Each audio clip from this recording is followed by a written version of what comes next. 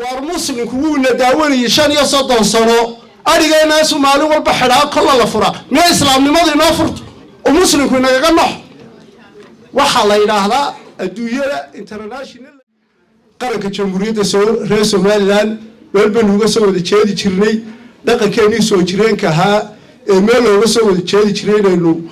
حوجنه إنه هالكي هو سوى شيء إنه باهم هاي عند اعتراف كديدنا دوري سنة دركاس كونتين روح النهارانو وقناع صله وولاد كبايع مشتركة مساجد كفردية وسياسي كقناع صله أوفيس كبابليك أوفيس كقرنك شلون يقول قناع صله BBC سوري وحنا قناع صله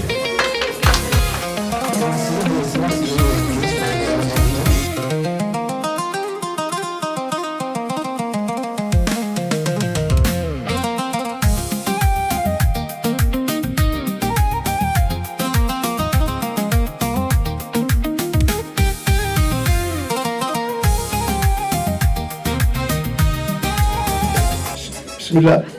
مركو هوري دمانتين وانا السلام يا سلامة السلامك والسلام عليكم ورحمة الله وبركاته سلام كديب دمان تركي رقيا دمر بالله هالكن كهضلي هالكي كقادين أيان كقادي هالكينا والدقي دمان انتي الشاقان أيان لقباه وحنا الله يهي وفتقاء وهقاميني وسيرك معدنتا أحمد برا كسو دوبا الله مقالة بريستل السلام كديب waxaan jecelahay halkan anigu inaan fariin runtii ka diro xagga reer Somaliland muwaadiniinta reer Somaliland gudaha iyo dibadba inta qurbaha joogtay gudahaba waxaan jecelahay waan la soconaa social media-ha siyaasadda waxa maanta taagan dalkeenii iyo arrimaha maanta jooga waan ognahay reer Somaliland waxa la nooga baahan yahay dhamaanteedba sidii la nooga bartay ee dhaqanka reer Somaliland ahaa inaynaan arrimaheena iyo fikirkeena iyo afkaarteenu ayna qaybsanaan iyo xusbiyo iyo hebelo inaanay ku midaysnaanin qaranka jamhuuriyadda reer Somaliland walba nuga soo wada jeedi jirnay dhaqankeenii soo jireenka ahaa ee meel looga soo wada jeedi jiray inaynu xoojino oo halkii uga soo jeednaynu u baahanahay inaan hebeladiina kala jiidan inaan siyaasiyiintiina kala jiidan oo maanta reer Somaliland waxa inoo soo kordha si midnimo ah sidii la nooga bartay ee la noogu ogaa inaynu ku taageerno waxaan doonayaa inaan runtii iftiimiyo oo aan jecelahay inaan halkan si kooban u soo ururiyo intaynu ka warqabnaba maanta jamhuuriyadda Somaliland dalalka maanta in ictiraafay ee safaaraddu inooga furan tahay waa dalalka ilaahay baa awood leh ugu awood badan qarniga casriga maanta adduunyada dalka maamula adduunyada ummadda maanta maamusha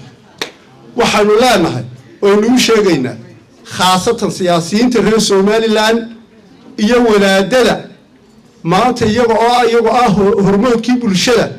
in ay maanta iyagu ummadda shaki kala gelinayaan tashuush kala gelinayaan iyagu ahaa hormoodkii bulshada waxaanu leenahay ka daaya waxaanu leenahay reer Somaliland danahooda u socdaan waxaanu halkan rag waaweyn la soo fadhiyaan oo la ooyayaan oo leeyihiin